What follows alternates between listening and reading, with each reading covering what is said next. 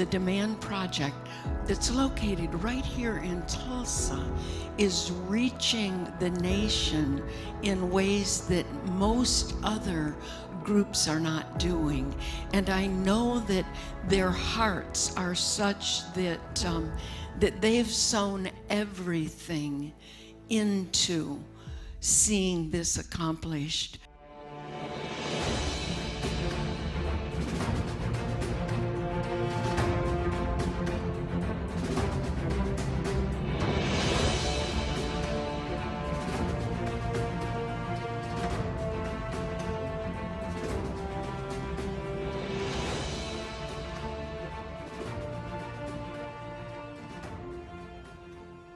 The Demand Project was established by Jason Weiss and Kristen Weiss in 2013, but I know from their story there was years ahead of that God had just moved on their hearts, that they had to do something to protect our children. And so I want to take this opportunity to invite Kristen, if you will come, please. She is going, yes, would you welcome her, please? So before I start talking about the Demand Project, we have a very special guest here today. You're all special, of course. But I asked someone to come in and share a word with you before we start. He has been put in a position by the Attorney General, Drummond, to be tasked with this huge role as being the Human Trafficking Response Unit. And that sounds like a lot of words, but you know how the church, there's a lot of churches and Jesus is the only reason, but a lot of churches are competing against each other and a little chaotic? Well, you find that in the anti-trafficking movement as well. And everybody's doing their own thing in silos. Well, Kevin Metcalf has been tasked to wrangle us all together and get us all communicating so we can be powerhouses to go in and save these children. Amen? Like, what in the world do we need to compete for? You know, pimps and traffickers and all these people are more organized than those of us that are going in and trying to help these kids. So I'm going to put Kevin on the spot and tell you a little bit about what his role is and what he's going to do to help Oklahoma. Kevin?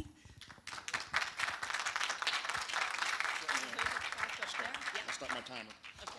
Hey, good morning. Thank you, Kristen, for inviting me. So my background, state, local, military, federal law enforcement, 12 years as a prosecutor. In the last 3 years, I've been in over 20 countries and worked all over here. But I'm actually a small town Arkansas guy who's a prosecutor over there. Now, the human trafficking space is chaos. And the AG brought me in because of my expertise in building teams. Interpol would drag me out for Ukrainian issues and things like that. And I saw an opportunity here in Oklahoma. And actually at your conference, he spoke about his vision, which is one of unity. We waste a lot in the government on duplicity. There's a lot of duplicated efforts. There's a lot of resources that are not shared because everybody is trying to hold on to everything for ego and for more money, right? So my goal, and I'm watching my time, is to bring unity. And that's the AG's message. That's what he told me, unity. I want OSBI working with Highway Patrol, working with Tulsa PD. And it's not just law enforcement, it's prosecution. We have to improve prosecution. So this year, we're kicking off, and with very little cost right at the moment to the citizens here, we're hitting the transportation and energy industries. We're going to start shining the light in all the darkness in these corners. We're going to start exposing this. Transportation, energy, hospitality, healthcare, finance. I've got specialists coming in that have committed to Oklahoma this year, coming in to start exposing all of this. That's going to run up, thank you. That's going to run up the need for law enforcement. So we've got Skull Games, if you want to go check them out. Very high performing. Jeff Teagues, who will be here, he was a Ranger, in the military. Then he was an officer in the Ranger Battalions, and he was with 10th Special Forces Group. Then he was the Lieutenant Colonel of Delta Force, our most elite unit. That's his team. They are coming in here, and they start next month, the training, all year long. That is going to expose more victims in your communities. And you do have victims in your communities. And this is where the Demand Project is stepping up. But they will not be enough. So when she mentioned unity, we need more. We need more resources. We need more help. So, and I'm watching my time very carefully here. This is the challenge for you.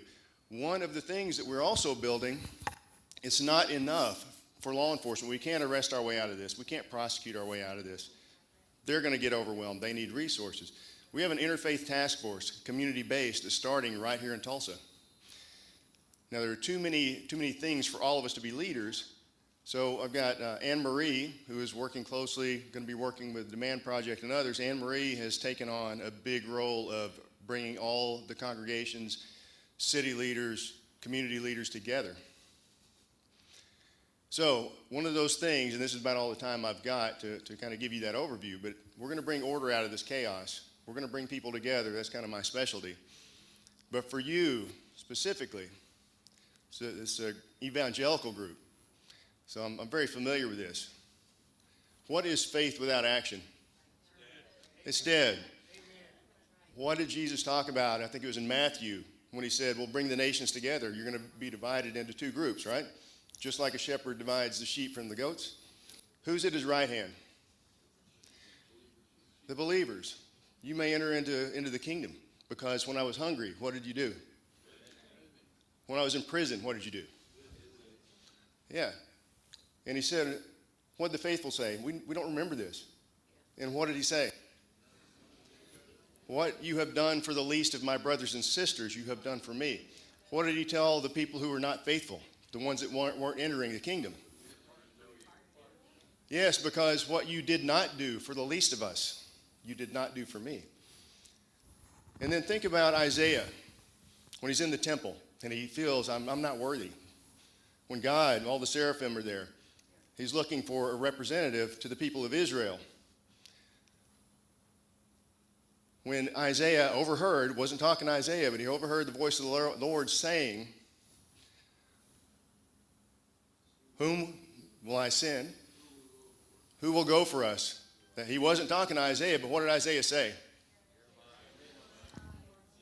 So what we know is that God cares about the least of us out here. So when Kristen steps up, and she is definitely caring for the least of us, when this community hear not only the voice of the Lord, but the voice of our most vulnerable, when you hear the voices of the least of us crying out, who will be our voice and who will stand for us? What is your response? Send me.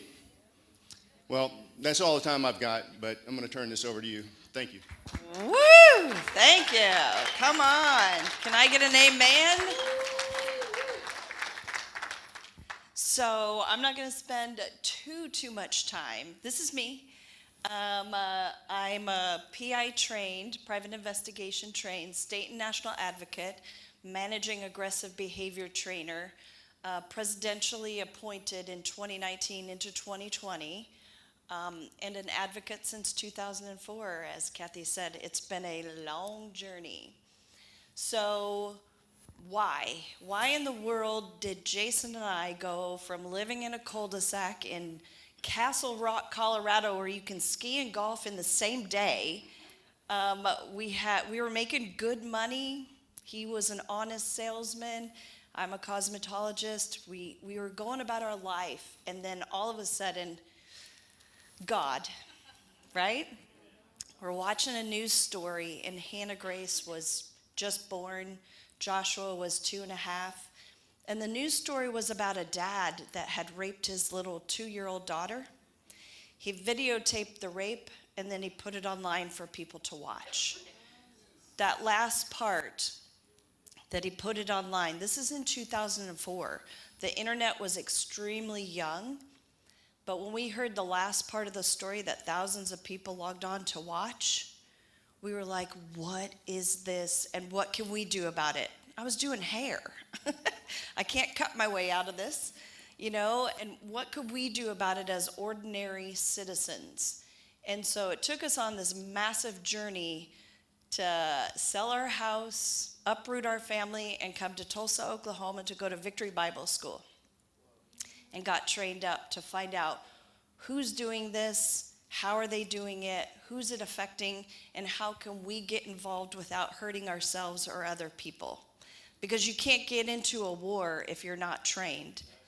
You can't fight a battle and win if you don't know who your enemy is, right? And unfortunately, we don't always know who the enemy is in this fight because they're hidden in plain sight. So it took us on this major journey.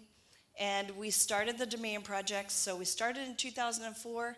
By 2013, we had worked with a lot of organizations that were doing a little bit of education and awareness, but we saw more. We're like, okay, this is great, but then what are we going to do about the kids? Who's going to take care of them? So we started the Demand Project with the mission to eradicate, to get rid of. It's an audacious mission, but what are you going to do, right? We have to help these kids to eradicate human trafficking, online enticement, child sexual abuse material, and the commercial sexual exploitation of children. That's a mouthful, but any kind of sex crimes against children, the Demand Project wants to help. And we do it through prevention education.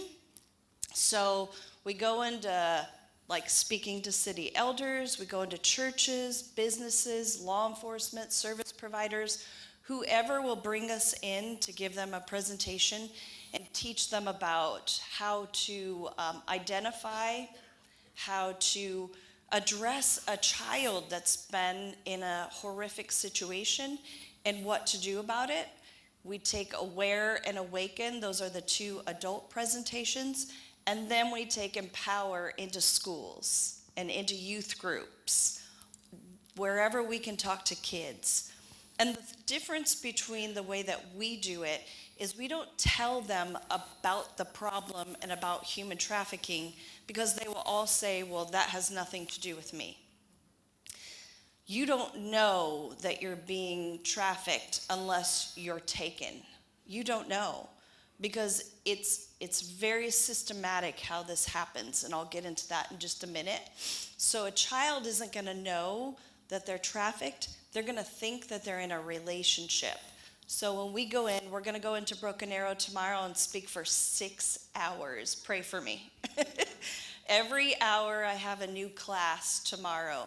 But if one thing that I say helps a kid realize that something's happening to them, is it not worth it?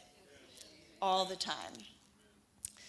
So prevention, we have a tech contract. Who in here has kids, grandkids, nieces, nephews? Anyone in here? So how many of you know kids in your lives that use technology? Phones, laptops, right? So kids are too young to contract. They can't get a car. They can't get a house. They can't go into a binding contract with adults, right? However, you as a parental guardian can draw up a contract for your kids in how to stay safe online. And within that contract, you teach them consequences and blessings within the technology. We're never telling a kid they can't use technology because they have to use technology. You teach them how to use it safely. So after I go in and present to adults, they want to go and take away all technology, they'll get it from their friends. So you don't take it away, you teach into it. And we have a tech contract on our website that you can download and change however you want. It's free, just take it and use it. Don't ever give technology to a child without a contract. I would recommend that you go home, if you have a child at home, and you bring it back into your possession because you own the technology, right? So act like you own it. Take it back and sit down and have a conversation about how to present yourself online safely. And then we have conversation starters. We have a lot of materials. I didn't bring them in today because I wanted to make sure that I got here on time. But if you need any materials, we can get them to you at any time. But conversation starters. Remember when there wasn't technology and you guys would eat together and you'd have a conversation with your children and you'd find out how their day was? Finding out where they go online. Hey, who'd you talk to online? Who reached out to you? Where'd you go? Like, there's a whole world out there online. Find where your kid visited, who they're talking to, who the bullies are. Did somebody ask you for nudes? Like, ask the questions. If you don't ask, they're not going to tell you. But if you ask, kids love to talk. They really love to give you information. So I've got good news. Within the bad news I'm going to tell you, this is wonderful news. In Oklahoma, northeastern Oklahoma, we're going out there today. This is our campus that was donated to us in 2017. It houses girls ages 11 to 17 that have been affected by the crimes that I told you about. It's a 2-year program. We're licensed through DHS. So it takes a child through a whole process of untangling the web of trauma, all of it. And it takes them through a journey of the right way they should be treated, the right way they should be talked to, the right way that their bodies should be used, not abused, right? And so we take them through a 2-year program, and this is how we do it. We give them a mentor, a lot of therapy. We do equine, individual, group, music, family therapy, because really honestly, once we take them through a process, even 2 years, if it's chaotic at home and we send them back home, guess what happens? It's terrible. After 2 years, they go right back to the chaos. And there is so much tech addiction today that it's really hard without tech detox and without the family members knowing how to keep their kids unsafe to undo this trauma. Because they'll get right back online no matter what we do, and they'll start talking to wrong people, right? Kevin did a presentation at our summit, and Jason does a great one as well. And it shows how a predator takes their time systematically going after hundreds of children, just throwing out their lines of, hey, how's it going? Secrets. I won't treat you like a baby. I'll treat you like the woman or man that you are. If you're not talking to your kids, I promise you, there are thousands of other people out there talking to them. So all of these things, giving them an education, taking them on field trips, teaching them life skills, it's all about getting them confident in who they are. So I'm not going to go really deep into this. I'm giving you a quick little introduction to how I do a presentation. This is what I do for parents and kids, that it all starts with grooming. And grooming can lead to exploitation. It doesn't mean it has to happen. If you're talking to them, it might never happen. And then it could lead to human trafficking. It doesn't mean that if your kid is talking to somebody online, automatically they're being trafficked. Pull back. And if a kid is talking to somebody online, it's your responsibility to find out who it is. Talk to them about how are they talking to you. Are they talking about secrets? Are you keeping anything from us? Like, talk to your children, because it doesn't have to lead to human trafficking. It doesn't even have to lead to them being exploited if you're talking to them. So I'm going to show you a quick little PSA, and the Demand Project made the PSA on no budget, might I add. And it just kind of gives you an overview of what can happen in your home, or what is happening in your home. Hi, honey. How's practice? Good.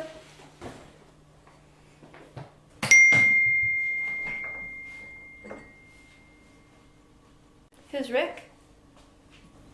Just someone from there. Alrighty.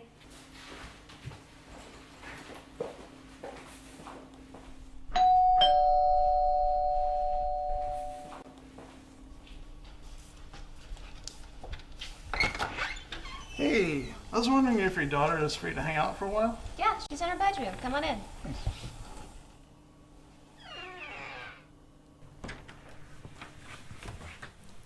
Do you need a drink or a snack or anything? Oh, no, I'm fine. Alrighty. Thank you, Well, no problem. I'll be downstairs if you need anything. Hey. So, how you doing? I'm so annoyed at my mom. Okay, what happened? She grounded me again. I hate it. My parents are always doing it. What'd she get you for, if anything? Oh, nothing. It's always over nothing, isn't it?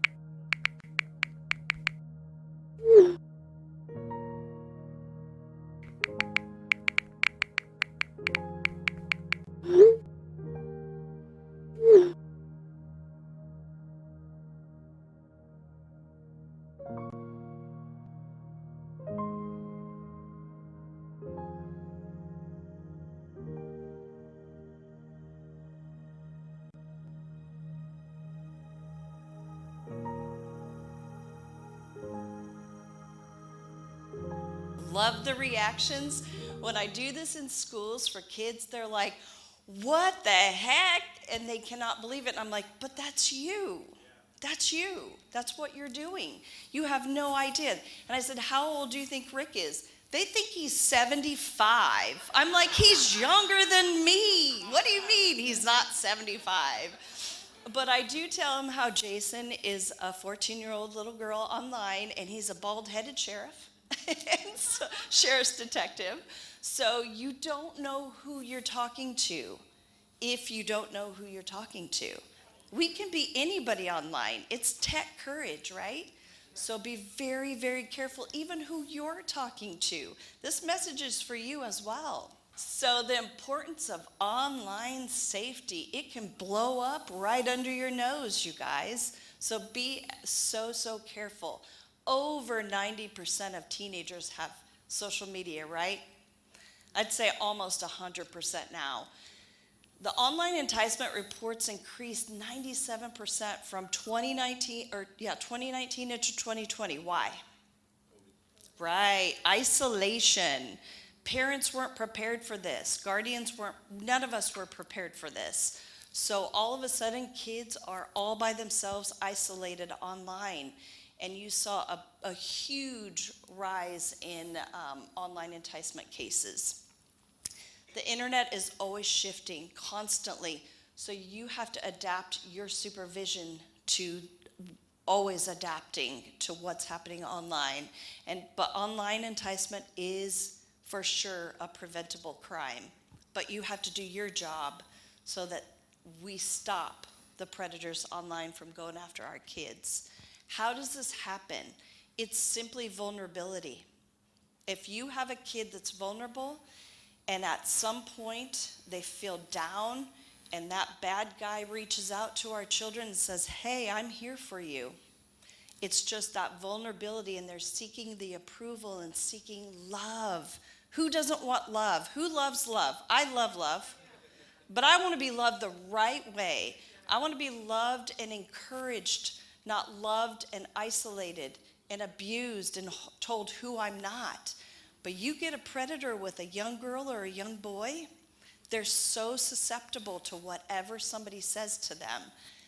Know who you are. Know your identity. Don't need the approval of other people. This is what we're teaching our children, right? Don't rush love. Wait. Love will be at the right time. Rushed love, it's exploitation. If you just wait, it can be a healthy relationship. And who can be a predator or a trafficker? Absolutely anyone. Anyone. So don't put your guard down. Don't be overly paranoid, but don't let your guard down because you don't know. Would you just let I say this to kids in school. How many of you have parents that you go in and say, hey, Mom, hey, Dad, I'm going to go to a friend's house for the weekend. You don't know them, but I'm going to go and I'll see you when I get back. And they say, okay, honey, see ya. But you do it with technology all the time. You just say, here you go. So anyone, anywhere can be that predator speaking those secrets in their ears. Finesse, trafficker, pimp, a boyfriend, a girlfriend, a person of trust, they get in and they start talking. Presents, gifts, compliments. Familial trafficking is massive. About 90% of our kids that come out to campus, it started in the home by a grandparent. I remember when Jason was doing this online when we were still married, and he'd have to show me. Did anybody see the Green Mile? He'd have to give me a little bit of his trauma every once in a while, say, you have to see this. It'd be grandparents, Santa Claus, a guy in the community that would play Santa Claus. Like, there's so many people that you would never think would be the bad guy. Taken kidnapped is a very low percentage. Why do you need to take and kidnap somebody when you could just go scrolling online for kids, right? We're kind of scrolling through life these days. We're also seeing that there's a victim-criminal victim intersectionality. So by the time we see them, sometimes they're in detention. They're in trouble. They're suspended from school. There's behavioral issues. Well, are we asking what's going on with our kids? Are we looking beneath the surface? What's hidden in plain sight? So a lot of times they're the ones that are put into detention while the person that's actually abusing them is free to go after more kids. And substance abuse is huge. If you can get a kid to love you, get them addicted to drugs, get them into a scenario where they're dependent upon you, you got the perfect victim. And why don't they just leave? It's not that we're fighting kids that are bound and tied and handcuffed to beds. Not that it's not happening, but that's not the way that we're seeing it. I saw this quote in a church, and I was like, oh my gosh, this is it. A familiar captivity is more comfortable than an unfamiliar freedom. Once you get somebody in an abusive situation and you've got that stronghold and that soul tie, it's really hard to break. They can keep going back for the approval, the addiction to the drugs, the money, the sex. I thought when we were working in this, these people would hate sex. It becomes an addiction. And it seems unbelievable that there would be an addiction, but there is. So that's just a quick preview of like what we do. There's so much more and you can see I could talk forever. I love what we do. I feel honored about what we're able to do. It's a huge need, and we're always available to come and speak in the churches, speak to your children, whatever it is. But I'm going to bring Jamie Miller up. She's our fundraising extraordinaire, our networker, and she's going to tell you a little bit about how you can get involved and how you can get the community involved. Here's Jamie Miller. Thank you, Kristen. Give it up for Kristen Weiss. I'm glad you guys are seeing us in person and that we aren't actually spray tanned like we are in our pictures up here. So that's always good. But I want to introduce how to empower the churches, right? Kristen has shared how she empowers parents, professionals through our education. But how can we empower the pillar of the church? I see we've represented the pillar of government here today with truly the honor to have Kevin here locally from the Attorney General's office and seeing the impact that is already been in the works, but how he's going to help capitalize on that. And I'll tell you, from the inception of the Demand Project, we've been funded by individuals, by companies, through corporate sponsorships. And it's time for the pillar of the church to step into this fight with us. And I know that I'm speaking to the correct room. You guys are in a unique position because this is a spiritual battle, right? The kids are on the front lines of the physical battle through tech, The church should be on the front line through intercession, right? And we have that ability at the Demand Project to allow churches to be a part of that. And we want you guys to know.